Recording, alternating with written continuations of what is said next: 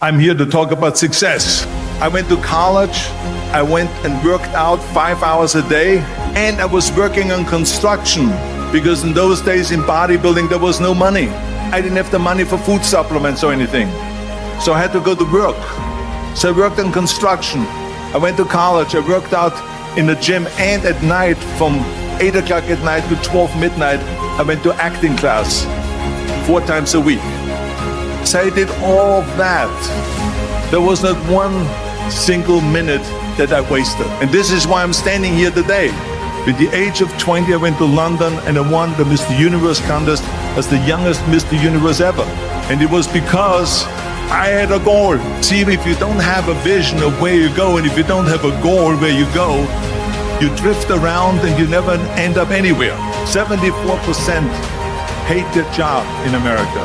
The majority of people don't like what they're doing because they're really not doing it because they didn't have a goal and they followed this goal. They just aimlessly drift around, and then all of a sudden there's a job opening, so they get their job because you have to work. But then when you work, it's a chore. It's work. It's not fun. So if you think about, only a quarter of the people really enjoy what they're doing in life. So people always ask me, when they saw me in the gym in the pumping iron days, they say, why is it that you're working out so hard, 5 hours a day, 6 hours a day, and you have always a smile on your face? The others are working out just as hard as you do, and they look sour in the face. Why is that? And I told people all the time, I said, because to me, I'm shooting for a goal. In front of me is the Mr. Universe title. So every rep that I do gets me closer to accomplishing that goal, to make this goal, this vision turn into reality. Every single set that I do, every repetition, every weight that I lift will get me a step closer to turn this goal into reality. So I couldn't wait to do another 500-pound squat. I couldn't wait to do another 500-pound bench press. I couldn't wait to do another 2,000 reps of sit-ups. I couldn't wait for the next exercise. So let me tell you something, visualizing your goal and going after it makes it fun. You've got to have a purpose no matter what you do in life. You've got to have a purpose.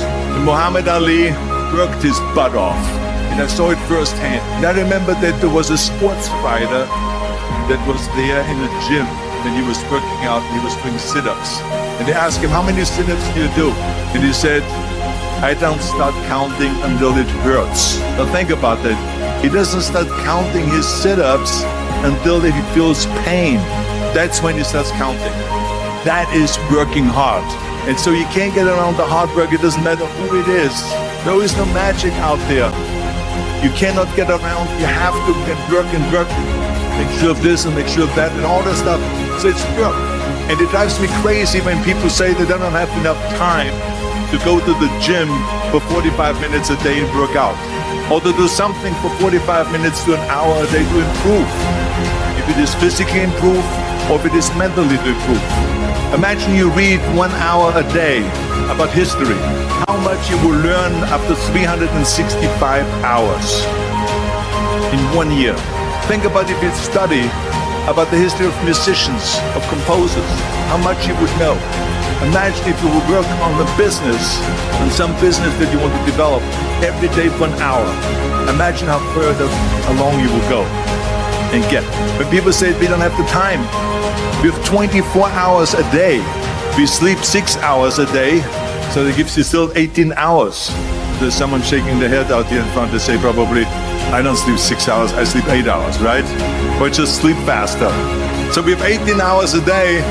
The average person works around 8 to 10 hours. So let's assume it's 10 hours, so we have 8 hours left. Then you travel around an hour a day, maybe 2 hours a day. So now you have still 6 hours left.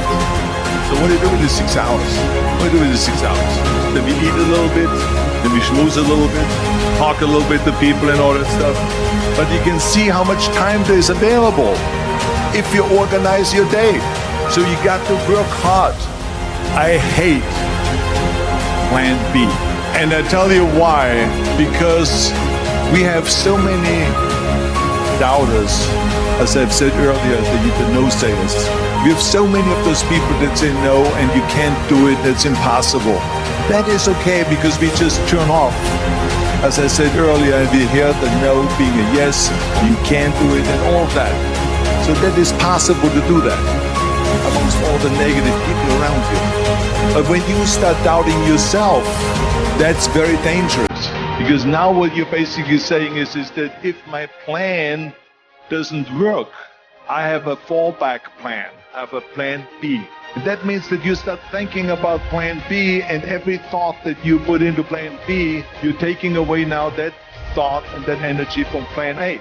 And it's very important to understand that we function better if there is no safety net. Because plan B becomes a safety net. It says that if I fail, I get picked up and I have something else there that will protect me. And that's not good. Because people perform better when there's no safety net. People perform better in sports and everything else if you don't have a plan B. I'm telling you, I've never ever had a plan B.